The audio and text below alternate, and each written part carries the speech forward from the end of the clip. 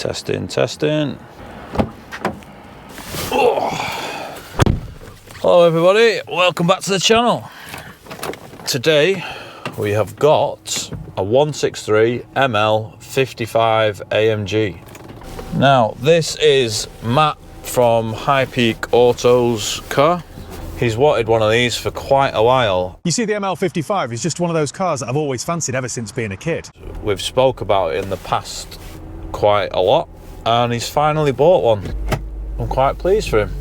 It's always good when somebody gets something that they've wanted for a while. So he's dropped it off to us for an inspection. It's my first time driving it, to see what we find. Straight away I can tell you it's got squeaky brakes. He's had the trims removed that go from the dash up to the headlining for reupholstery, so that's why they're missing, for anyone wondering. And looking at it, it appears to be a designer edition, which you get the two-tone leather and thicker carpet mats with matching coloured trim around the edges. Let's see what she drives like, and then we'll get her in the garage for an inspection. So like I say, he's bought this and drove it straight here. I know he's wanted one of these for ages, but they're hard to find. It's quite a rare car. On top of that, these cars are now super rare. You just hardly ever see them. And when you do find one, there's always like one for sale, but it's hard to find a good one. Well, the steering wheel alignment is miles out. That's straight ahead. So we need to do some tracking. That's a starting point. We definitely need to look at these brakes. It sounds like a stagecoach bus is pulling up at the bus stop.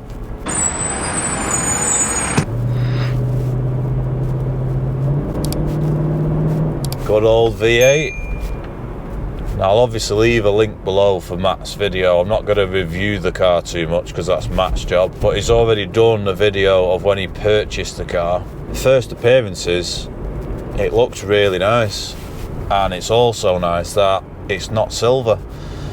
I don't actually mind an old silver Merc, but it's nice that it's not. It just makes it look a lot more modern. It's got the big chunky 55 AMG body kit on. Because this was the AMG, it came with a different body kit, which looks way more sporty and aggressive. For example, you get these chunky flared wheel arches. You get a different front bumper, which was unique to the 55 AMG.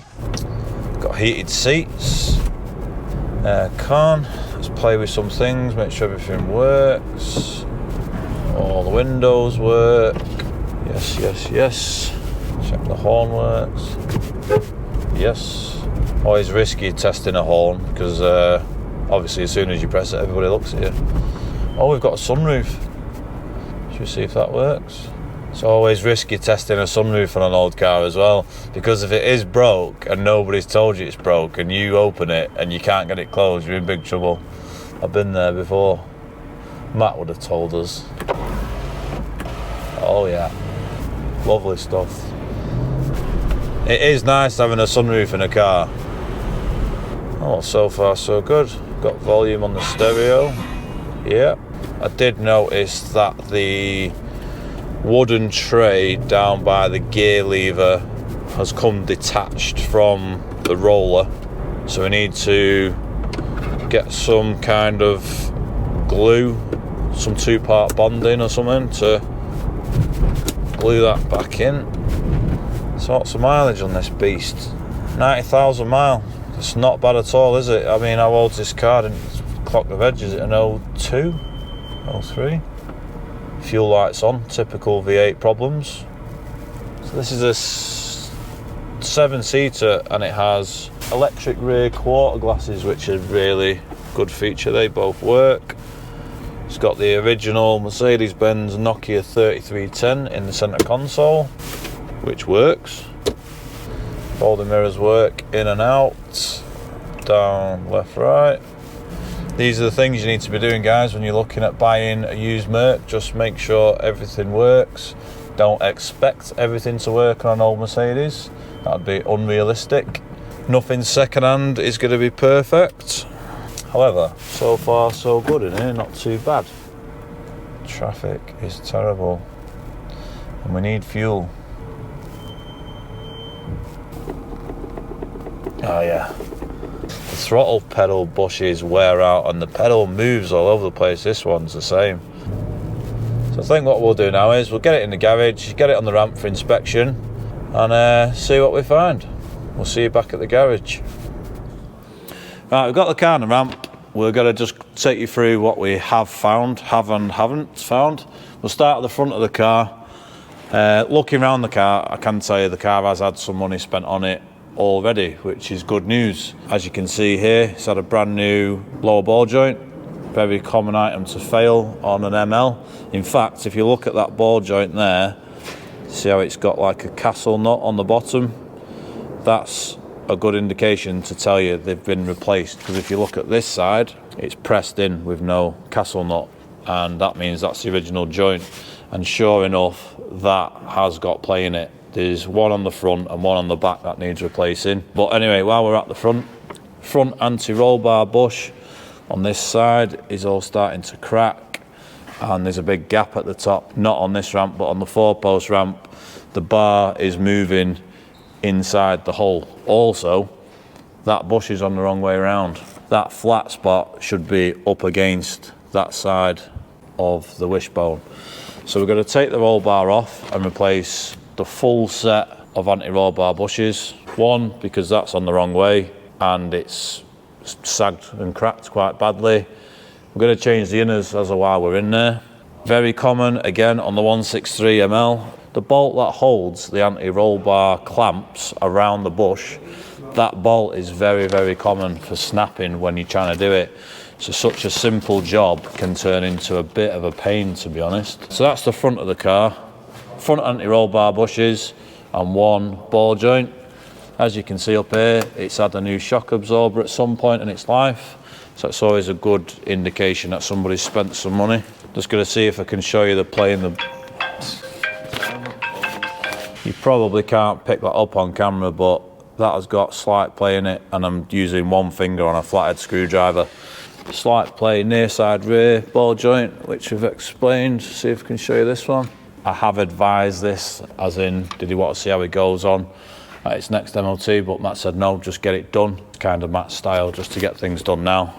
Oh, when we was driving the car, obviously we noticed the tracking was completely miles out, so once all the suspension work's done, we'll be tracking it up. Rear wiper blade, nothing too important there. Right, at the back of the car we've got rear anti-roll bar, where the link is supposed to attach to the bottom wishbone. It is not, it's completely snapped off. That used to be a really common fault on 163 MLs. A lot of cases you used to see them and they were just completely missing. So we're going to put a pair of rear outer anti-roll bar links on. That one's still attached, but we're going to do it as while we're in there, do the pair. We're going to give the full underside of the car a clean off. We've started wire brushing it up already. Just give it some kind of under seal, just to give it a bit of a protection for Matt for the winter. We got the tail end of winter now, but still for next year maybe. When we was driving the car, the throttle pedal was really sticky, really. It was like on or off. It just wasn't smooth at all. And there's loads of play in the throttle pedal, so we're replacing that. And other than that, it's just major service, really. Matt's asked for full engine service with spark plugs. This engine has 16 spark plugs, quite an expensive do. He wants the gearbox servicing at the same time. He wants the front diff servicing, transfer box servicing, and the rear diff servicing. So we're going to change the fluids in all diffs / transfer boxes, whatever you want to call them, and gearbox. So it's got to have a full transmission service. We've done a bit of bargain hunting on this one, because I wouldn't say we're on a budget. We're trying to keep costs realistic. Full set of anti-roll bar bushes from Mercedes.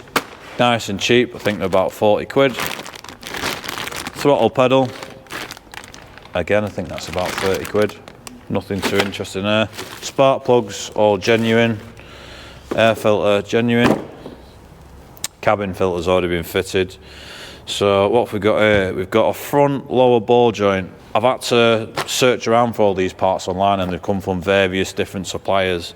It's not something I could get hold of straight away. They've took nearly a week to arrive, but it's been worth it. So I'll go through a few costs of these that we've saved money on and explain why we've done this. So this front ball joint, I managed to get this for 60 quid. A Mercedes one is 133. Lemforder's a really good brand of ball joint, so that's a good saving. 2 rear anti-roll bar links from Febby. Mercedes ones were 50 quid each. I got these for 20 quid each, so we got 2 for less than the price of 1. So that was good. This is a really good saving. We got a Febby rear ball joint. That ball joint is 200 quid from Merc. Again, really happy with the aftermarket one by Febby. Lemforder didn't do one of these, or I couldn't get one. I have a guess how much I got that for. What, 200 quid's normal? 200 quid from it. 60. 25 quid. Febby ball joint, 25 quid. Mercedes, 200. So that was a really good saving. Front anti-roll bar bush clamp kits. We got Marley ones, which you actually get a bush with as well. But 2 clamps and a new bolt, because I reckon chances are it's going to snap. If it doesn't, we're just going to fit these anyway. 2 kits for that. We got those for 45 quid. They are £200 again from Merc. If my calculations are about right, which I've got on a piece of paper, we've saved about £600 in parts. The reason we can do that is Matt's not in a major rush for this car. He doesn't need it back. Most people that drop cars off, they need them back as soon as possible. So we don't always have an opportunity like this to do a bit of shopping around and see where we can save some money. So that's it, plus the full service. We'll make a start on the interesting stuff. We'll make a start on a ball joint or something like that, and then see how we get on.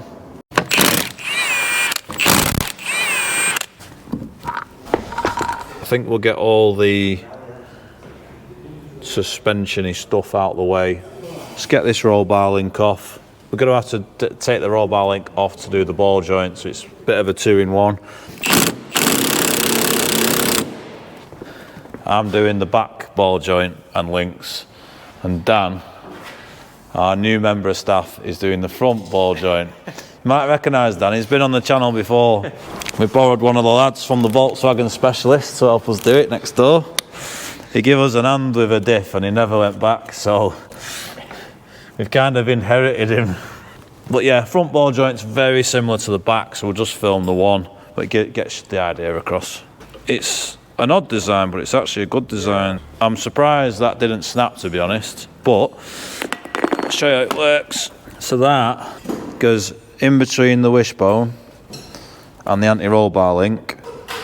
The bolt goes through with another bush on the bottom and a bush on the top, and then it literally just all bolts together.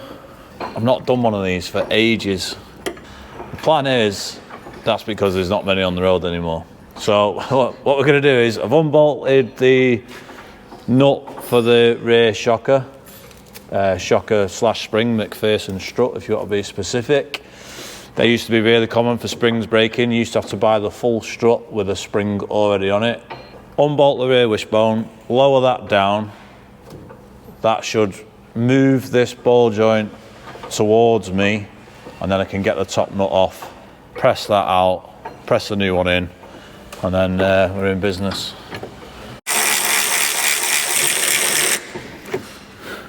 Gotta run out there, right? I'm gonna trap my ratchet. It's come undone nicely though, so that's a good start. But we've had this car a week or so now. I've been waiting for parts, so we have cheated a bit and gone round spraying everything up with WD-40 in preparation to do the work. I spoke too soon. The next nut is seized solid, so I've got to get some heat on it. There we go. I don't like working underneath these big cars. When they start wobbling when you try to undo stuff, it's not nice. There we go. Should have got my impact one, shouldn't I? Keeps you warm. Luckily, Mercedes put a nice hole in the chassis, so you can put your spanner on in that hole. Put 3 in. And then when you undo it, it holds up against the chassis for you, so you're not Straining yourself, I suppose. This bolt is so long. Ugh. Right, we've got the wishbone dangling down, ready to go.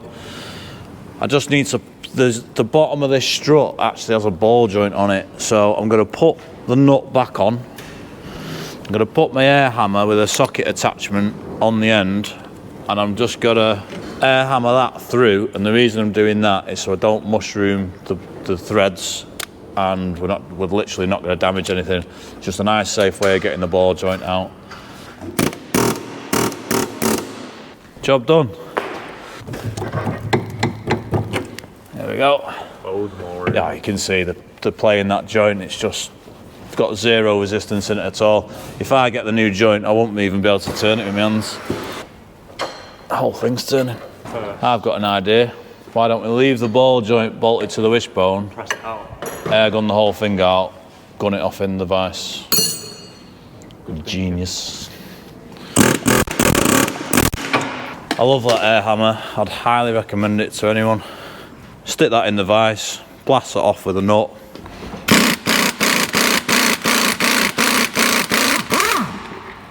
There you go. So as you can see, there's just zero resistance in that at all. So I'll take you to the new one. I can't turn that. So that is completely knackered. So let's clean up the hole that's going in.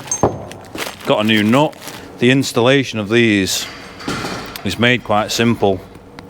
Original one's pressed in, the new one has a thread on it, and as you put that nut on it and wind it in, it pulls the ball joint in, and then when it's tight, it's got a nut on it to hold it tight. And we have a special tool to wind it in as well. I've used that for a long time, so hopefully I've still got it. My special socket. So that's the special tool. You could call it a castle socket, something like that. So it slots in them grooves, and as we wind it on, it pulls the ball joint in. So this, it's ½ inch. That's how long I've not used that for. So this is our 20 quid ball joint. Mercedes one was 200. Like I say, it took about a week to get this, but well worth it. So what we're doing this individual job for is probably what the part would have cost you on its own. Does that make sense? Yes. So £200 ball joint, we're fitting a ball joint for the same price. And what the Febby warranty is 3 years, so it's pretty good. I've never had to claim off Febby, so I don't know how good the claims department is, but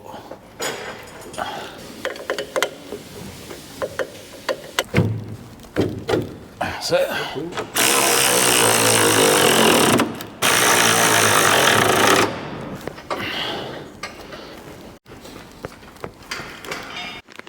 Right, that's the bottom ball joint all done. Wishbone's back on, everything's bolted up and rechecked. Brand new link to go on. As you can see, there is quite a difference. That is absolutely knackered. Let's get this on, get the other side done, get that already previously snapped one off. Okay, other side to do, and job done. It's already snapped, so that'll be the easy one. Right, everything's back together, so we're just going to have a go at undoing the famous ML anti-roll bar link clamp bolts, see if they snap or not. We have left them in penetrating fluid for the last week, but we shall see. We'll see. Doesn't feel good. Well, one's come undone, other side doesn't feel that great. Right, it's one side out, so you can see how this works now. So the bolt goes through the bottom bracket, through the wishbone, and then bolts into the top bracket there. That bolt doesn't look like the original one to me, so I have a feeling this side's been out before. All the bolts flat. That's actually the wrong thread for this clamp, so that is probably knackered it. You can see where all the threads have been flatted off because it's just been forced into the threads. So anyway, they're all getting replaced anyway. So let's have a look at the other side.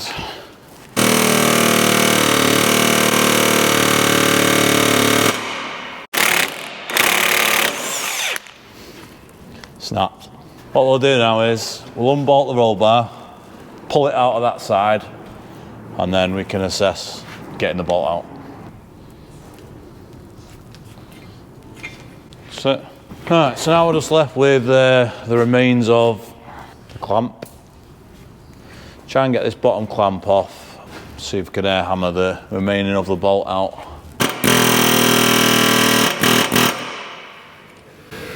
One clamp out, it's the easy bit. What I don't want to do is I don't want to mushroom the bottom of the bolt, because then it won't go through the hole.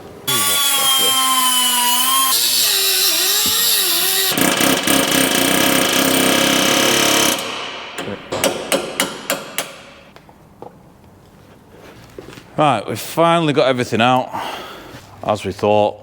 We got lucky with one side, the other side give us a bit of a fight really. So we've had to cut it into pieces, expose just the bolt, use the air hammer to get it working, hammer it through, hammer it back down.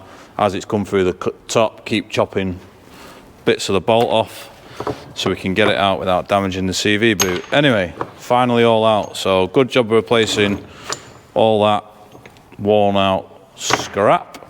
So as you can see, that bush is moving on the roll bar, which it definitely shouldn't be. So good job of doing them while we're in there. This one's the same. See all that movement in it.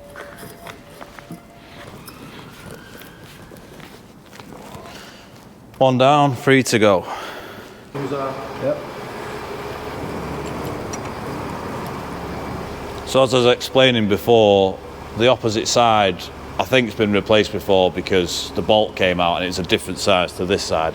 However, the flat side of the bush was on the wrong side, so where that wishbone is there and it's flat, should meet that flat side of the roll bar bush. So when it goes up, you've got to make sure it's like that. So that side meets that side.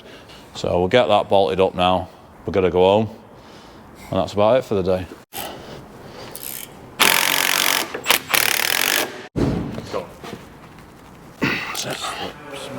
Undercarriage work done. Moving on to the service now. Matt wants full service. And when I say full service, oil, air filter, cabin filter, which I've already done. Spark plugs. Spark plugs are the big one on these. 16 plugs, twin plug per cylinder system. So it's quite an expensive do. I think the plugs are about £10 each. Yeah. We'll do a couple of plugs on video, show you what's going on. We're not going to do 16 plugs on video because you'll be bored to death and probably unsubscribe. Just going to change this air filter while we're at it. That's can go in the bin. And then we'll move on to back underneath the car. We're doing gearbox, all the diffs and transfer boxes.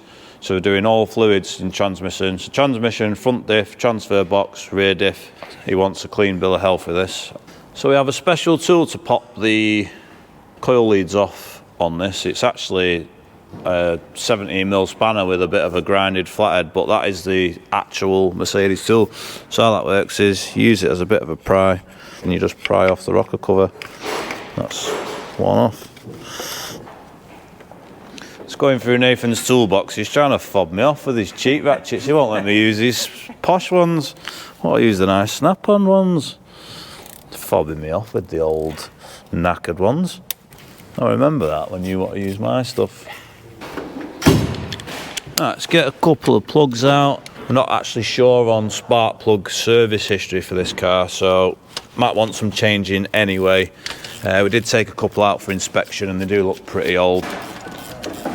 So that's one bank of spark plugs out. They definitely don't look the best. It's a good shout changing these. Good call on this one. So get the new plugs prepared and get them back in. Plugs, we put a tiny bit of this grease actually is used for glow plugs, but we put a tiny little bit on the threads of the spark plugs. A lot of people say that NGK plugs, which these are, come with a special coating already on the threads and you don't need to do this. I just do it. It's a why not thing. So we're just going to run all the plugs in by hand, and then we're going to torque them all up to 28 Newton meters, I think it is on this. Coil pack's on now, so as always we use the Mercedes coil pack grease. That obviously goes in the end of the HT lead or coil pack. Make sure you get a nice good contact, also puts a bit of lube in there so it makes it easier to come back on and off in the future.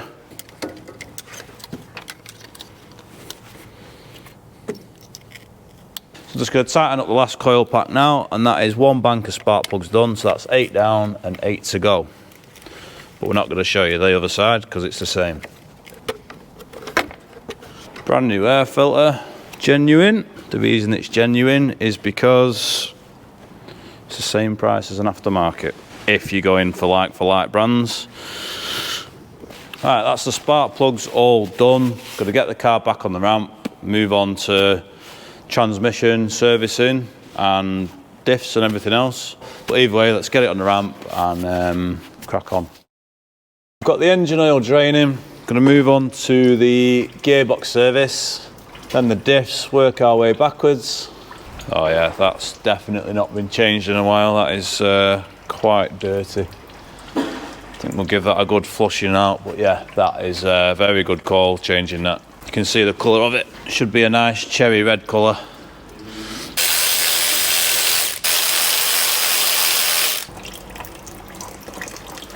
This definitely hasn't been serviced in a while. You can see all the... Be interested to see if there's a date on this filter actually, that'll give us an idea of when it was last done, but definitely a good call getting this done. See if we can find a date on the filter. So we'll get our flushing system, it's not a flush, it provides air to circulate around the gearbox to get as much fluid out as we can, because there's not a torque converter drain on this model. 2003. Original. Yeah, I mean you can see inside the filter there, I don't know if you'll be able to see on camera, but it's not the best. I have a feeling, 103, is this a 2003 car? Yeah. I have a feeling this is the original filter and it's never had a gearbox service. Good job of doing that. Better late than never. Apologies, the car is an 01 plate and it's got a stamp 2003, so it has been done. It's been done on its second or third year service, so it's still well overdue and it still needs doing. Right, so we've set up this system. What this does is it introduces a very, very low air pressure into the gearbox, circulates the fluid out, and that's the best chance we've got of getting as much fluid out. I mean, it's not even registering on the pressure gauge. I set it that low. I'd rather it just be nice and low, take its time. Usually get about 3 litres out of a 5-speed gearbox doing a traditional service. After I've done this, I'll get about another 3 litres, so 6, sometimes 7 litres, depending how long we leave it. So what we'll do is we'll leave that on there whilst we change the fluids on the rest of the transmission, I'll say. So this is the front diff. Can't remember last time I changed fluid on one of these. It's something not many people do, or if you recommend it, they don't want to do it. And it absolutely stinks. So 1.2 litres goes in this front diff. That's definitely not what came out, so I'd say it was low on oil, so it's a good job. But you can see in the tube how clear the oil is going in, and what came out was like dirty engine oil. So definitely something that is neglected on these. Doing the diffs in the transfer box. 1 down, 3 to go. Whoa. I wasn't expecting that to fly out at that speed, but it did. That's what she said.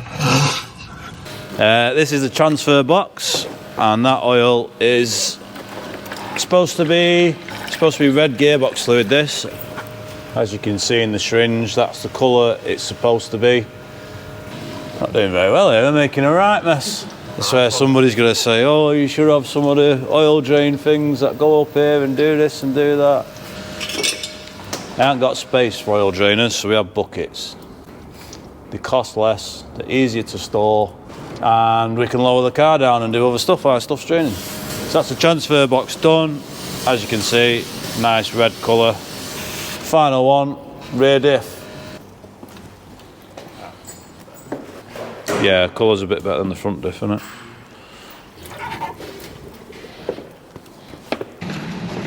No pressure, mate. Just the camera.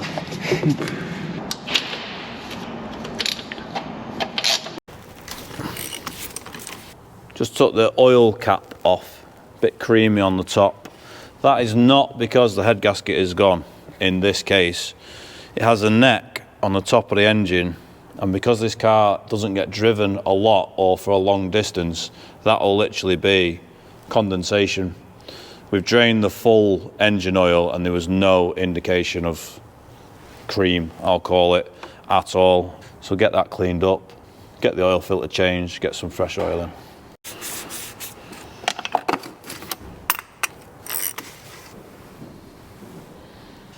Right, the gearbox service is done, all the diffs, transfer box, engine oil and filter. So just need to fill it all back up. We got a total of 6.5 litres out the gearbox. So that's pretty good going, considering you usually get about 3. So we'll get it filled up, get the fluid levels correct, and then tracking. We need to do tracking. A few other little bits and bobs left to do. We could do with doing a brake fluid change, but the nipples in the calipers look very, very corroded. So I'll have to see how we go with that one. Last thing we want to do is take the calipers off and send them away to have bleed screw extraction. So we'll see how we go. Right, first start up, we need to get the gearbox up to temperature, check the gearbox level, check engine oil level. And we're not far off done under the bonnet. I need to get my list and check where I'm up to, because we've been doing bits and bobs every other day as parts have been arriving, and we've had the spare time and stuff. We've got to replace the rear brake pads, as explained very early on in the video. They were squeaking like mad. Oh. We've already took the pads out because they're in good condition, refaced them, cleaned the caliper, freed off pistons and stuff. They're still squeaking. So we're going to have to replace them and hope that cures the squeak. But we'll show you what we found in a second.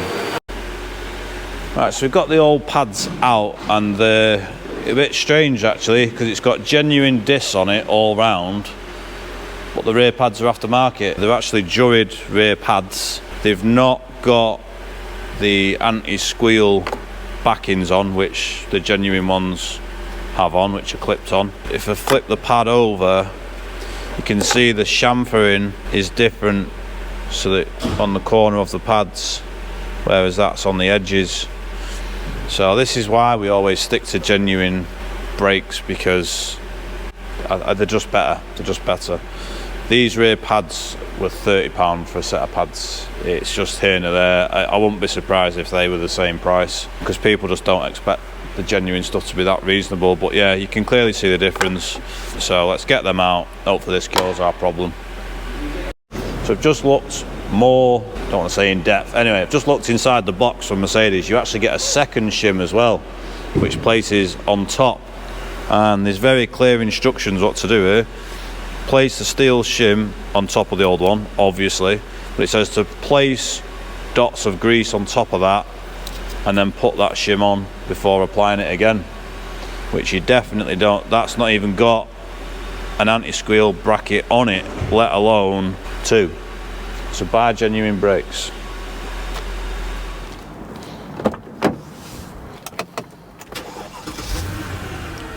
Finally, a road test in the ML55 AMG. I now have working washer jets. I now have a full service, couple of suspension components, front anti-roll bar bushes, clamps, rear anti-roll bar links, one rear ball joint, one front ball joint, I also have a throttle pedal that is no longer drifting all over the place, and I have a steering wheel that is pointing straight to drive straight. Apologies if I sound different. I've picked up some man flu since I last filmed this car, which was a couple of days ago. How much has this cost? Well, brief rundown of what we've done. Obviously I've explained ball joints and suspension and stuff like that. It's had what we call a B service, which is oil filter, air filter and a cabin filter. He's also opted for a gearbox service. Matt's very keen on gearbox servicing, and it was a really good call on this. The fluid was quite badly discoloured. I think we mentioned we found a date on the filter, 03 if I remember rightly. He also wanted the front diff oil changing, transfer box oil changing and rear diff oil changing. So it's basically had all the important fluids, I'll say. Coolant's been changed at some point in its life, nice and strong. Brake fluid popped up as an advisory on the brake fluid tester. We did want to replace the brake fluid, however the brake bleed nipples are really badly corroded, and we've had a feel of them with a spanner and they all feel like they're going to snap, to be honest. So I've put that down for a job for another day. Oh, no more squeaky brakes. Unfortunately we had to change the rear pads, even though there's plenty of meat left on them. Reason being, they just were not the best brand in the world and they didn't have the backing plates on, so we put a genuine set of rear pads on. No more squeaky brakes. Oh, we've put some underseal on the undercarriage. We've given everything a wire brush down, and I had some leftover lano guard from a previous job, so we've covered it in that. A bit of a freebie. In fact, I've really tried to help out on the bill with this one. One, because it's Matt's new car. Two, I had the opportunity to try and save money. I think I said early on in the beginning of the video, it's been a bit of a pick and mix this. I've been ordering stuff from all over the place, which has been arriving in the post as and when, which, if your car's failed an MOT and you need it back on the road ASAP, is not ideal. You know, we'd have to get those parts from whichever supplier can get them to us as quickly as possible. I think I said I saved about 600 quid by doing that, but granted we did have to wait a couple of weeks for the parts. I'm trying to justify this bill already, as you can imagine. Oh yeah, spark plugs. We've also done a full set of spark plugs. Unfortunately, a traditional spark plug change on one of these is not cheap. There's 16 spark plugs. It's a V8, but it's a twin plug application. So that means 2 plugs per cylinder. A few people have called me out on this before and said I'm lying. They don't have 16 plugs. Well, they do. M113 V8 has 16 spark plugs at £10 each, plus labour. But I have to say, this car is actually driving very well. It drove well before, to be honest. These big old things, when ball joints and stuff and anti-roll bar links have worn out, you'd never know, you can't feel a thing. It's a total cost to fix this car. I have done this at a really good deal. It's not at full retail. I have given Matt some discount on this one. It's not very often I give discount out. Matt is an extremely good customer. He's worked with us on this one, paying a little bit back, trying to help out where I can. The total bill for this job is £2,300. Yep, £2,300. That includes VAT, and that has given this car a full clean bill of health. Now, if I didn't shop around and get those parts from all those different suppliers, that would have bumped it up to 3,000. And to be honest, if I didn't help out on the labour as and where I could, it would have probably bumped it up another £500, if not more. It's scary how fast these bills add up. You go through these things and you say, oh yeah, do this, do that, and you know, when you ask for a couple of ball joints to be fitted, a couple of anti-roll bar links, a full service, gearbox service, it sounds less than what it is. I bill these jobs up in the office sometimes and I think, is that right? And it is. But yeah, 90,000 miles, ML55 AMG Designo spec. I'll leave all the links in the description for the videos that Matt's doing on this. We've also refitted the A-pillar trim. It's actually a really good match, that. Really good. It's, considering that's brand new and that's 20 odd years old, the match is spot on. So I think that concludes this video. Thanks everyone for watching. Make sure you like and subscribe. If you are a frequent viewer and you're not subscribed, hit that subscribe button, because we would like 100,000 followers and a YouTube plaque to go on the office wall. Also, I'll leave a link below for our merchandise. If you've already purchased the merchandise, thank you very much. It all goes back in the pot to keep the YouTube channel going, so I really appreciate that. If you haven't got any merchandise, buy some. All these little things help the channel massively. So thanks for watching. I'm trying to do a right hand turn here into the industrial estate. She's not looking where she's going. So thanks everybody for watching, and we'll see you on the next one.